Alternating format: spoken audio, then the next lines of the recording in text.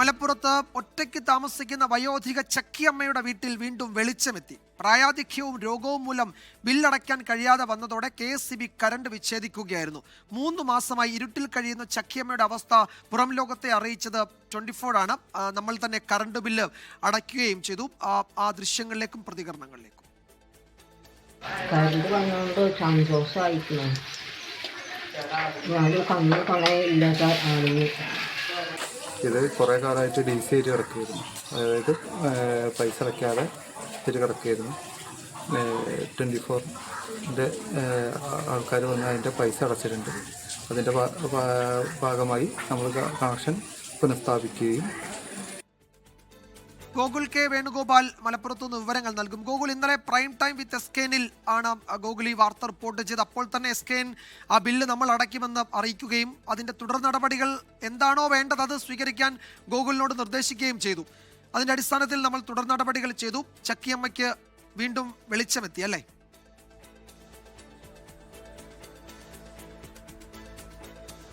Vijayakumar, prime time with SKN തീരുന്നതിന് മുമ്പ് തന്നെ നമ്മൾ ആ ബില്ല് അടയ്ക്കുകയും ഇവർക്ക് വൈദ്യുതി പുനഃസ്ഥാപിക്കാൻ ആവശ്യമായിട്ടുള്ള നടപടി സ്വീകരിക്കുകയും ചെയ്തിട്ടുണ്ടായിരുന്നു. തുടർന്ന് ഇന്ന് രാവിലെ 11 മണിയോടെയാണ് ഇപ്പോൾ അകമ്പാടം KSEB ഓഫീസിലെ ഉദ്യോഗസ്ഥരെത്തി ചക്കിയമ്മയ്ക്ക് വൈദ്യുതി പുനഃസ്ഥാപിച്ച് നൽകിയിട്ടുള്ളത്.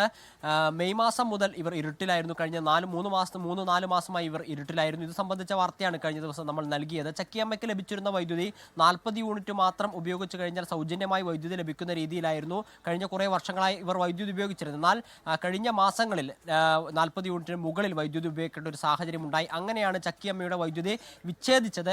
നമ്മൾ മനസ്സിലാക്കേണ്ട ഒരു പ്രധാനപ്പെട്ട കാര്യം, 304 രൂപ മാത്രമായിരുന്നു അവർക്ക് അടയ്ക്കേണ്ടിയിരുന്നത്. അതിനെപ്പറ്റി അവർക്ക് ഒരു ധാരണയില്ലായിരുന്നു. മാത്രമല്ല, പെൻഷൻ മാത്രമാണ് അവരുടെ സഹായം.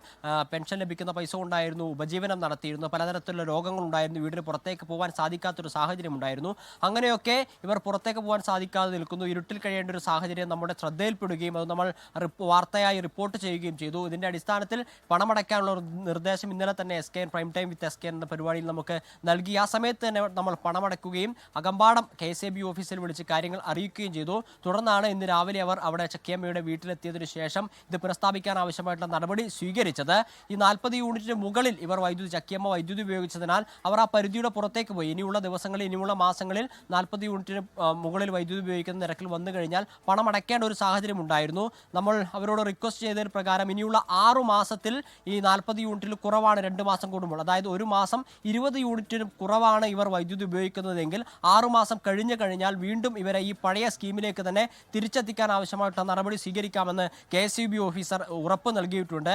എന്തായാലും ചക്കിയമ്മ ഇപ്പോൾ സന്തോഷവതിയാണ്. അവർക്കിപ്പോൾ വൈദ്യുതി വീണ്ടും പുനഃസ്ഥാപിച്ച് കിട്ടിയിരിക്കുന്നു. ഇതിന്റെ തുടർ നടപടികൾ ഈ 6 മാസത്തിന് ശേഷവും ഇവർക്ക് ഈ പറയുന്ന സ്കീമിന് താഴേക്കുള്ള ഈ സ്കീം പുനഃസ്ഥാപിച്ച് നൽകിയിട്ടുണ്ടോ എന്നതുൾപ്പെടെയുള്ള കാര്യങ്ങൾ നമ്മൾ ഫോളോ അപ്പ് ചെയ്യുന്നതുമായിരിക്കും.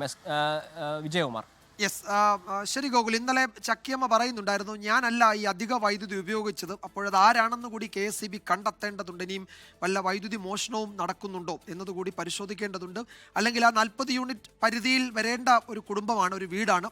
അതിനപ്പുറത്തേക്ക് പോയത് എങ്ങനെ എന്ന ചോദ്യത്തിന് ഉത്തരമില്ല. KSEB കണ്ടുപിടിക്കേണ്ടതാണ്. അവർ വളരെ കുറഞ്ഞ വൈദ്യുതി ഉപയോഗിക്കുന്നുള്ളൂ എന്ന് ചക്കിയമ്മ ഇന്നലെ ഗോകുലിനോട് സംസാരിക്കുമ്പോൾ പറയുകയും ചെയ്തിരുന്നു. എന്തായാലും അവർക്ക് വെളിച്ചമെത്തി എന്നത് വലിയൊരു ആശ്വാസം തന്നെ. ലോകത്തെവിടെയായാലും ഏത് സമയത്തും 24 വാർത്തകളും ഓഗ്മെന്റഡ് റിയാലിറ്റി പാക്കേജുകളും എക്സ്പ്ലെയിനറുകളും വിശദമായി കാണാൻ ഞങ്ങളുടെ YouTube ചാനൽ നിങ്ങൾക്ക് സബ്സ്ക്രൈബ് ചെയ്യാം.